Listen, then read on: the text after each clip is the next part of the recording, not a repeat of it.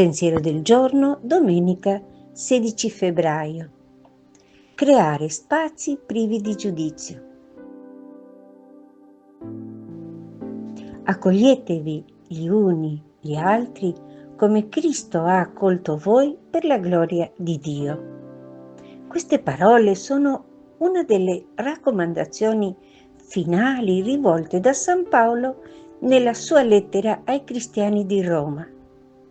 Questa comunità, come del resto tante altre sparse nel mondo greco-romano, era formata da credenti che provenivano in parte dal paganesimo e in parte dal giudaismo, quindi con mentalità, formazione culturale e sensibilità spirituale molto diverse.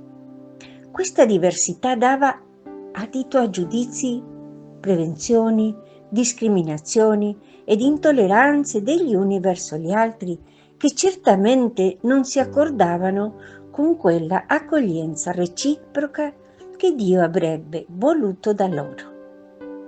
Essa richiama la nostra attenzione su uno degli aspetti del nostro egoismo più frequenti e, diciamo pure, più difficile da superare: la tendenza ad isolarci, a discriminare, ad emarginare, ad escludere l'altro in quanto è diverso da noi e potrebbe disturbare la nostra tranquillità.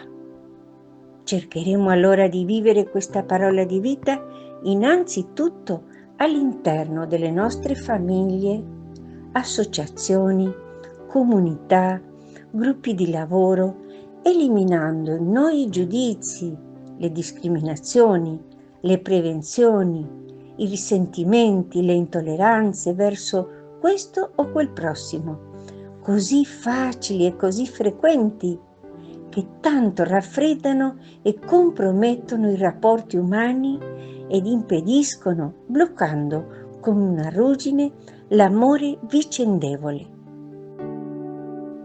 Chiara Lubi, estratti dal commento alla parola di vita, dicembre 1992.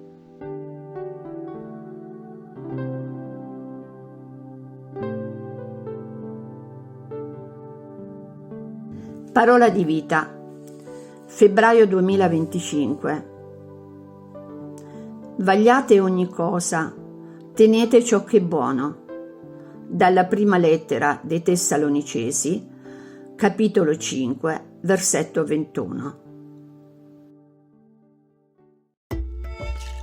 El pensamiento del día es un material de difusión que realizamos personas de buena voluntad que contribuimos con nuestro servicio a lograrlo.